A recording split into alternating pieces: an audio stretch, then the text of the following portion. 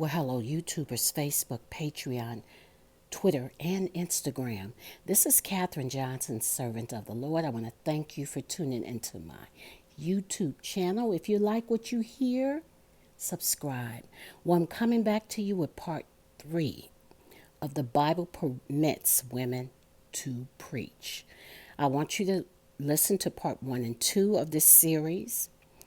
In part 3, I'm going to elaborate on 1 Timothy chapter 2, verse 8 on toward the end of that chapter. Now, one thing I'm going to say before I start elaborating is that in the New Testament church, we really have to look at the culture in that time, what Paul was addressing, what's going on in these churches. And one of the issues was false doctrine, but the other is the culture.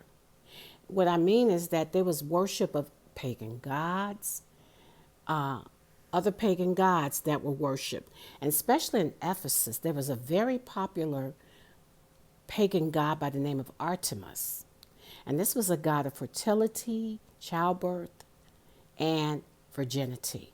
It was actually a cult led by women. And the women believed that men were inferior, that women were created before men were created, and men were the cause of all the evil in the world. And this cult was very popular, not only in Ephesus, but outside of Ephesus, that there were many that came to pay homage to this pagan god, Artemis. There were even craftsmen that created images. They made a lot of money off this goddess because people would come and purchase these statues. And the women that were followers of this cult, they were very bold and they dressed heavily jeweled and ornament, and probably their faces were painted, but they were very public with their devotion to this God, and they spoke their doctrine very publicly. And Paul confronted them regarding their God. He said their God was nothing, and they responded in hostility. Paul was actually asked to leave Ephesus. So there's a lot of hostility toward the New Testament church by those in Ephesus that followed this pagan god Artemis. For one thing, a lot of the women that were following the god Artemis were being converted to Christianity.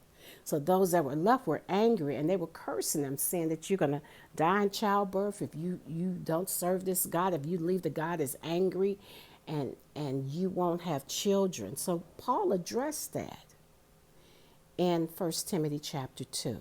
So you can see how it lays out because of what was going on with the women that were former pagan worshipers. So Paul speaks initially about how they're dressed. He said you don't have to wear pearls and adorn your hair like you're trying to get attention. You can, basically come in and basically in humility serve God. And then he addressed the issue of women asserting the authority of men. And what he was saying was basically, no, you're not superior to men. Nor are men superior to you. He said, I don't believe that. That's what he mentioned about silence. And he also dealt with the issue of women, stating that women were created by God first. He corrected that according to the scriptures. And he also corrected that a lot of these converts were feeling like they were cursed coming in. They would die in childbirth, and they were being harassed by cult members. And Paul disputed it. He said, no, you're not going to die in childbirth. God is going to grace you through it. So God allowed Paul to challenge this pagan god and free these women up to be able to come in and to learn. That was one of the things Paul said they should learn in silence and subjection to God, that they no longer serve this God anymore. And he corrected the false teaching.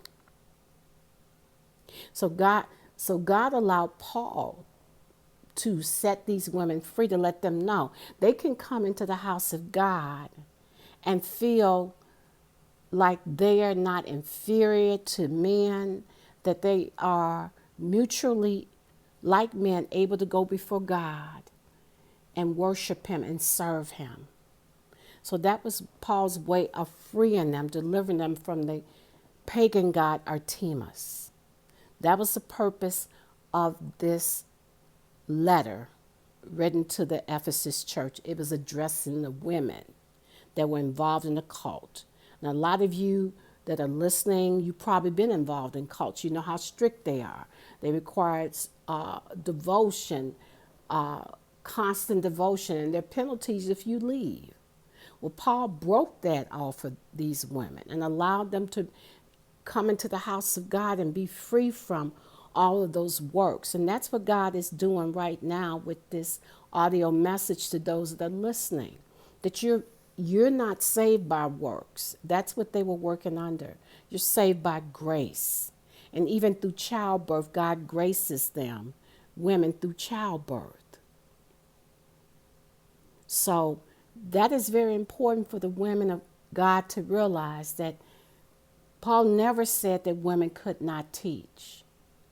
He was addressing these people, that women that followed this pagan god and their teachings that were coming into the church. This was a common issue in the New Testament church, a lot of false doctrine.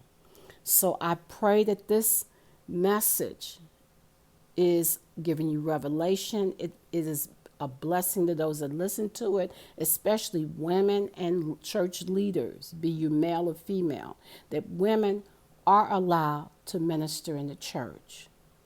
That to deny them that right is going against what God is saying in his word.